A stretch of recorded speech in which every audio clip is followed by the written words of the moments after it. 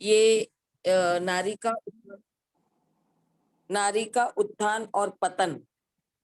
ये इतना गहन विषय है कि हम इसको कह सकते कि आधी आबादी, हमारा जो पॉपुलेशन है उसके आधी आबादी पर हम बात कर रहे हैं। जैसे हम मानव समाज की बात करते हैं तो मानव समाज जो दो भागों में बटा हुआ है, जिसको हम कहते हैं एक पुरुष वर्ग और दूसरा कहते हैं महिला वर्ग। तो हम मानव पूरे मानव समाज की बात करते करते, क्योंकि जब भी हम बुद्ध और उनकी शिक्षाओं की बात करते हैं, उनके उपदेशों की बात करते हैं, तो पूरे मानव समाज की बात होती है। लेकिन पूरे मानव समाज की बात करने की बजाय अभी हम आधी आबादी पर आ गए हैं, यानी महिला वर्ग के बारे में बात करना चाह रहे हैं। ऐसी क्या जरूरत पड़ गई कि हम पूरी मानव समाज की बात करते करते आधे पर आ गए हैं? तो इसको हम थोड़ा एक अपने इतिहास के पन्नों को पलटेंगे, भारत के जो सामाजिक व्यवस्था है उसको थोड़ा सा हम लोग टच करेंगे, और ये पूरा मानव समाज किस तरह से जी रहा है और किस तरह से जीना चाहिए, इस पर चर्चा करने के लिए हमको ये दो वर्गों को अलग करके आज बात करने की जरूरत महसूस हो रही है। और इसमें सबसे ज्यादा हम आज जो विषय लिए हैं महिलाओं के ऊपर में, तो ये महिलाएं, महिला वर्ग जो है, ये एक तरह से मानव समाज में कितना हद तक, कितना परसेंटेज तक शामिल किया गया या उसे मानव माना गया, ये बहुत बड़ा प्रश्न चिन्ह है। शायद हमको हमारे इतिहास से पता चलता है, भारत के इतिहास से और सामाजिक व्यवस्था से पता चलता है कि स्त्री को या महिला को मानव मानने से या मानव का जो एक मानव को सम्मान मिलना चाहिए, मानव की जो गरिमापूर्ण जीवन होता है वो मिलना चाहिए, इससे आज तक महिला वंचित रही है। लेकिन कई ऐसे महामानव हुए जिनका ध्यान इस तरफ गया कि आधी आबादी सम्मान से वंचित रही है, उन अपने जो फंडामेंटल राइट्स है जीवन जीने के, उससे वो वंचित रही है। इसीलिए कई महामानवों ने ये किया, इस विषय में कार्य किया, और उन्हें लगा कि ये वर्ग जो है, ये महिला वर्ग जो है, जो आधी आबादी है, ये मानव समाज में बराबरी के स्थान पर आए पुरुषों के। यानी मानव वर्ग, मानव समाज हम तभी पूरा कह सकेंगे जब स्त्री और पुरुष ये दोनों बराबर लेवल में एक बराबर का सम्मान पाने वाले, बराबर का गरिमापूर्ण जीवन जीने वाले हो जाए। और वो नहीं होने की वजह से कई महामानवों ने काम किया है, जिसकी शुरुआत में ही हमें पता चलता है तथागत बुद्ध और महाप्रजापति गौतमी, ये दो ऐसे महामानव इस दुनिया में हुए 2500 वर्ष पूर्व,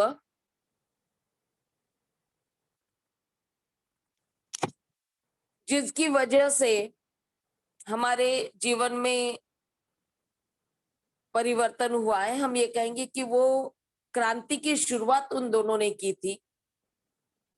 और उसके बाद में कई ऐसे महामानव हुए जिन्होंने उस क्रांति को आगे बढ़ाया और महिलाओं की उन्नति के बारे में, उन्नति, फिर अभी जो हमारा विषय है उसके ऊपर वो शब्द आ रहा है, महिलाओं की उन्नति पर कार्य किया। किस उन्नति, कौन सी, कैसी, इस पर हम चर्चा जरूर करेंगे। लेकिन जिन लोगों ने, जिन क्रांतिकारियों ने, जिन महामानवों ने महिलाओं के उन्नति पर कार्य किया, क्रांति की, अपने विचार दिए, उन्हीं पर आरोप लगाया गया। इसको हम समझेंगे कि महाबोधि सोसाइटी, महाबोधि सोसाइटी जो श्रीलंका की है और वो भारत में काम करते हैं, जिनके बुद्ध विहार और ये सोसाइटी के सेंटर्स लगभग मोर देन 50% स्टेट में इनके सेंटर्स हैं महाबोधि सोसाइटी के, और उस तरह से वो काम कर रहे हैं और बुद्धिज्म का काम कर रहे हैं। तो किसी लेखक ने आरोप लगाया था कि बुद्ध की वजह से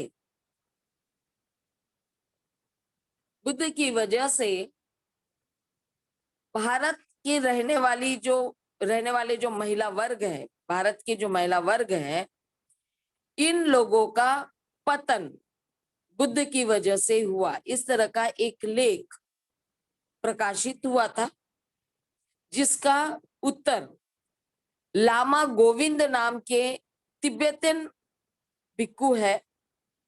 इन्होंने उत्तर दिया था उनको कि आप गलत कह रहे हैं। एक्चुअल में बुद्ध की वजह से महिलाओं का पतन नहीं हुआ, बल्कि उनकी उन्नति हुई है।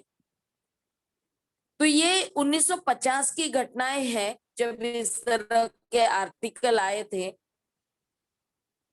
और Lama Govind as a Buddhist bhikkhu, उन्होंने उनको रिप्लाई देने का प्रयास किया। बाबा साहब आम्बेडकर ने उस समय उनकी सराहना की थी, उनके उत्तर की, लेकिन वे कह रहे थे कि इतना काफी नहीं। उनको इतना कहना कि बुद्ध की वजह से महिला वर्ग का पतन हुआ या अवनति हुई है, इतना ही बताना और थोड़ा बहुत कहना, एक छोटा आर्टिकल लिखना, ये काफी नहीं है। बाबा साहब चाहते थे कि पूरी तरह से विथ रेफरेंसेस ये व्यक्त करे कि महिला वर्ग की उन्नति या अवनति जो भी हुई है, इसके पीछे जिम्मेदार कौन है। और इसीलिए उन्होंने आर्टिकल जो लिखा, वो आर्टिकल न होते हुए एक छोटी सी बुकलेट के रूप में भी सब लोगों के पास में प्रसिद्ध है। उस समय तो वो उनके मैगजीन में आया था, महाबोधि सोसाइटी के, लेकिन आज एक छोटी सी पुस्तिका के रूप में हर बुद्धिस्ट के पास में है, हर उस रिसर्चर के पास में है, जो भी सामाजिक परिवर्तन की बात करता है उसके पास में ये किताब मिल जाती है, जिसमें बाबा साहब ने बहुत अच्छी तरह से एक्सप्लेन किया है कि महिला वर्ग की यानी नारी का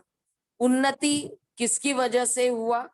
और अवनति हुई तो किसकी वजह से। तो उन्होंने एक तरह से तुलनात्मक रिसर्च करके इस आर्टिकल में अपने विचार रखे हैं, जिसमें उन्होंने बुद्ध के समय में नारी का स्थान क्या था, बुद्ध के पहले क्या था और बुद्ध के बाद में क्या हुआ, इसको बहुत विस्तृत रूप से उन्होंने लिखा है, जिसमें उन्होंने पूरी तौर पर कहा कि बुद्ध ने तो नारी को उस पहुंचाया जहां तक वो जो उनको कभी नहीं मिला था। यानी एक, जैसे मैंने पहले ही कहा कि मानव समाज में नारी को मानव ही नहीं समझा गया, उसको उस तरह के अधिकार ही नहीं दिए गए कि वो एक गरिमापूर्ण जीवन जी सके, उस तरह का सम्मान उसको नहीं मिला। लेकिन बुद्ध ने नारी को उसके स्थान की पहचान करवाई और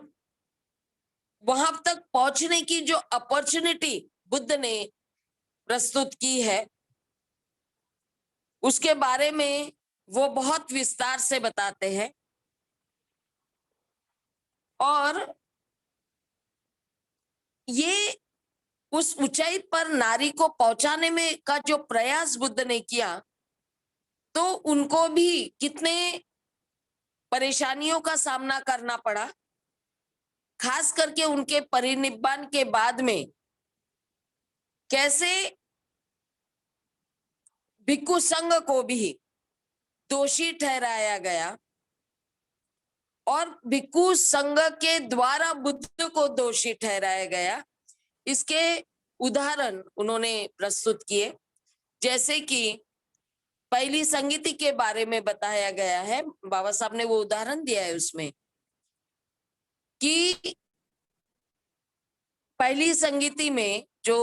बुद्ध के महापरिनिब्बान के बाद में होता है, उसमें आनंद पर दोषारोपण होता है कि आनंद की वजह से महिलाओं को संघ में प्रवेश मिला और ऐसे कई 5 आरोप उन पर लगे हैं। मैं वो पूरा डिटेल नहीं लेना चाहूंगी यहाँ पे, मैत्री होगी वो पूरा ले लेगी इसको। मैं थोड़ा तो बेसिक इसमें देना चाह रही हूँ। एक्चुअल में वो बुद्ध को दोषी ठहरा रहे थे आनंद के माध्यम से, लेकिन कई उदाहरण हमको मिलते हैं जहां पे हमको पता चलता है कि नारी को जो सम्मान मिला, ये आरोप लगाए या कुछ भी करे, लेकिन नारी का जो सम्मान मिला, उनको जो स्वतंत्रता मिली, ये इसको हम, बाबा साहब ने उदाहरण दिया रिस डेविड का। ये रिस डेविड ये फॉरेनर लेखक है, रिसर्चर है। उन्होंने बहुत अच्छे से उनके शब्दों में जो लिखा उन्होंने कि बौद्ध संस्कृति हम कहते हैं, बुद्धिस्ट कल्चर, ये क्या है, इस पर उन्होंने लिखा, by shaving their heads and wearing robes, अपना बालों को निकालकर चीवर धारण करके, they are free to move alone, यानी स्त्री नारी ये अपने बालों का त्याग करके चीवर धारण करके वो इतनी स्वतंत्र हो गई है कि वो अकेले भ्रमण कर सकती है in the depth of the wood. In the depth of the wood मतलब जंगल में भी, जिनके लिए ये कहा जाता है कि महिला या नारी घर के बाहर सुरक्षित नहीं है, उसको कभी अकेले नहीं जाने देना चाहिए, इसके उदाहरण आगे आएंगे। वो स्त्री चीवर धारण करके और सिर के बाल त्याग कर वो जंगल में भी अकेले घूम सकती है और पहाड़ियों पर अकेले ही चढ़ सकती है, उसे किसी की जरूरत नहीं है, किसी सहारे की जरूरत नहीं है, किसी की जरूरत मतलब किसी के सहारे की जरूरत नहीं है, वो अकेले ये कार्य कर सकती है। इससे पता चलता है कि इस जीवन ने एक स्त्री को क्या स्वतंत्रता दी है, जो बुद्ध के माध्यम से उनको मिली। तो यहाँ पर इन इन बातों से बाबा साहब ये बताना चाहते हैं कि महिला जब अकेले बाहर निकल के, रिस डेविस के उदाहरण पर वो कहते हैं कि महिला एक तरह से चीवर पहनकर वो गरिमापूर्ण जिंदगी स्वतंत्र रूप से जी पा रही है। यानी किसी ने देना ही चाहिए स्वतंत्रता, किसी को गरिमापूर्ण जीवन मांगने की जरूरत नहीं है, उसने पहनकर वो हासिल कर लिया। क्या कहते हैं? इंडिपेंडेंट ऑफ सेक्स, यानी ये फर्क नहीं पड़ता कि वो स्त्री है या पुरुष है। यहाँ पर ये बात आ रही है कि जो चीवर पहन लेता है उसको वो सम्मान मिलता ही है यदि वो चीवर में रहकर बुद्ध के कार्यों को आगे बढ़ाता है, उसका प्रचार प्रसार करता है, उनकी शिक्षाओं को लोगों तक पहुंचाता है, जो समानता की बात करते हैं। थोड़ा सा आर्टिकल से हटकर मैं बात यहाँ पे करना चाहूंगी। हम लोग हमेशा उदाहरण देते हैं कि स्त्री पुरुष समानता को हमें महत्व देना चाहिए क्योंकि बुद्ध की शिक्षाओं से वो हमें मिली है। उसके बाद में कई महामानवों ने इसमें कार्य किया और बाद में आखिरी में आज हम देखते हैं कि बाबा साहब आम्बेडकर ने हमें कानूनन रूप से वो समानता का अधिकार दिया है।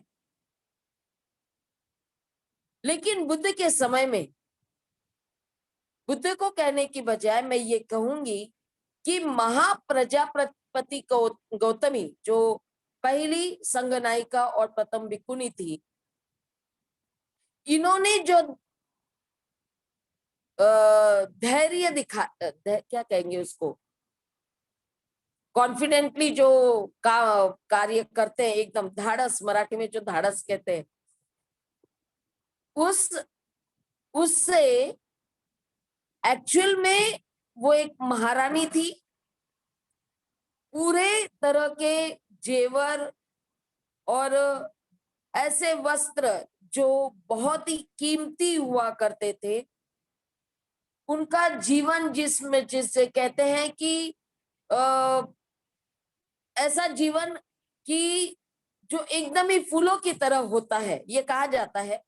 कि उनका जीवन बहुत फूलों की तरह था, उनमें कोई परेशानी नहीं होती, उनको सब कुछ सब तैयार मिल जाता है, कोई परेशानी नहीं होती, कोई भी चीज हासिल करने में भी उन्हें परेशानी नहीं होती है। उस महारानी ने ये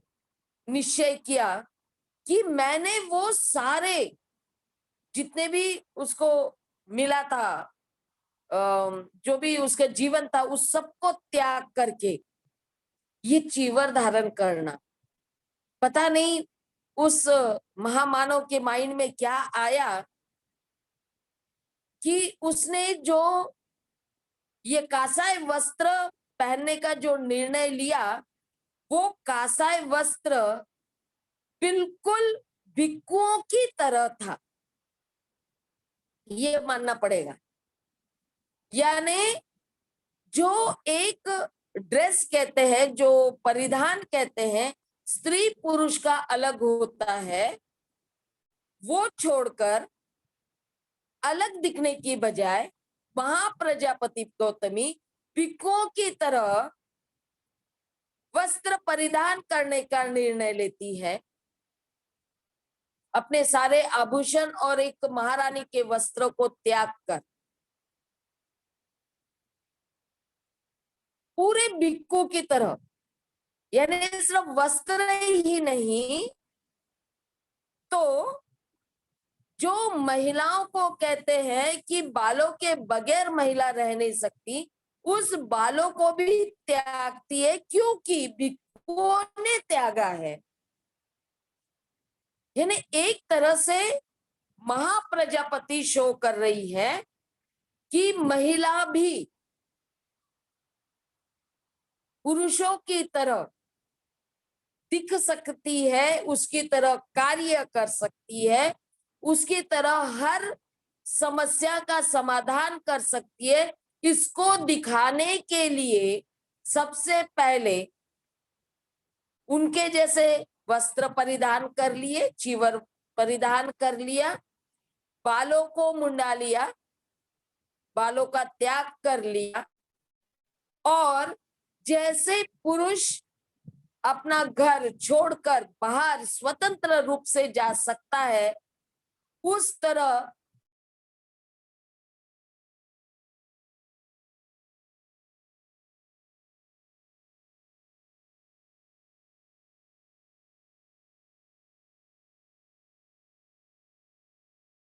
अकेले जा सकती है। ये अलग बात है कि निर्णय उनका था, लेकिन उन्होंने